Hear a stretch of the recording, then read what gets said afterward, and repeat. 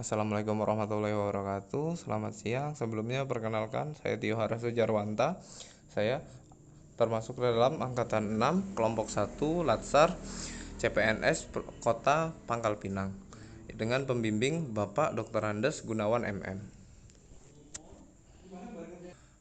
Pada kesempatan kali ini saya akan membagikan pengalaman saya dalam proses belajar mengajar dengan topik berorientasi pelayanan, akuntabel, dan kompeten.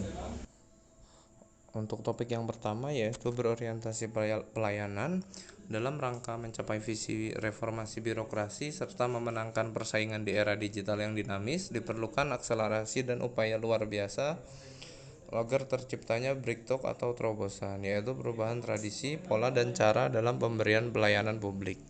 Terobosan itulah yang disebut dengan inovasi pelayanan. Berorientasi pelayanan memiliki 3 peran, yaitu yang pertama adalah sebagai panduan perilaku oleh PNS untuk melakukan pelayanan. Yang kedua adalah sikap dalam menghadapi tantangan aktualisasi dari nilai-nilai berorientasi pelayanan. Nilai etik dalam core value berorientasi pelayanan antara lain adalah memahami dan memenuhi kebutuhan masyarakat. Yang kedua, ramah, cekatan, solutif, dan dapat diandalkan. Dan yang ketiga adalah melakukan perbaikan tiada henti. Core value yang kedua adalah akuntabilitas.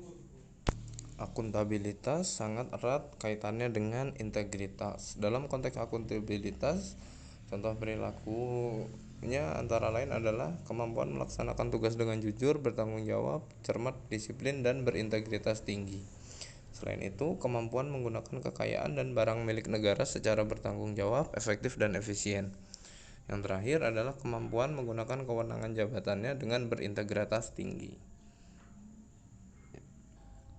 Secara umum, tingkatan akuntabilitas dimulai dari akuntabilitas personal, yaitu tanggung jawab yang berhubungan dengan diri sendiri, kemudian akuntabilitas individu, tanggung jawab yang erat kaitannya dengan suatu pelaksanaan oleh seseorang. Di atas itu ada akuntabilitas tim, yaitu akuntabilitas yang dibagikan kepada tiap orang dalam kelompok kerja atau tim.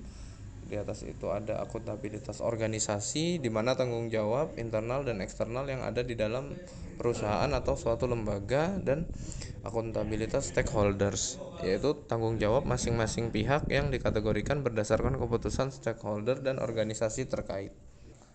Core value yang ketiga adalah kompeten.